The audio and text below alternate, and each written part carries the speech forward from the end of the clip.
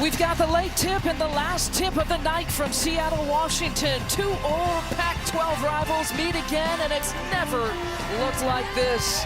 Oregon out of the Big Ten against Arizona out of the Big 12 for the right and a spot for the Sweet 16. We are in the East region. The winner of this one gets number 1 seed Duke, who handily took care of Baylor earlier today.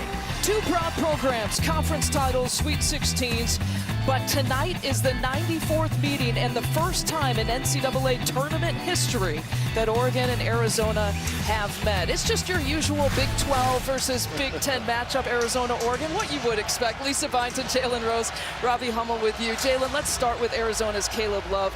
You know, one of the more experienced active players here in this year's NCAA tournament. Arizona's going to have to rely heavily on him tonight. Absolutely. Not only his productivity, but his leadership and also his shot-making ability.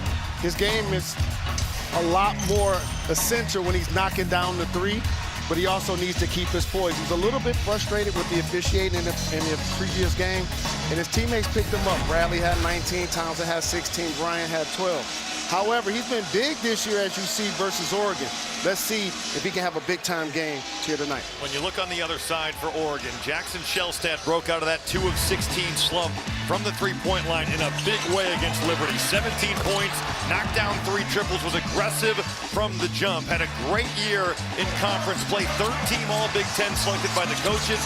Jackson Shellstat, a guy that's at the top of the scouting report for Arizona on defense. And Shellstat gets support, of course, from Nate Biddle, who's a 7-foot senior and averages about 14 points per game. Both of these starting fives are really well rested, with Arizona and Oregon handedly taking care of their first-round matchup. Oregon beating Liberty big and Arizona beating Akron big.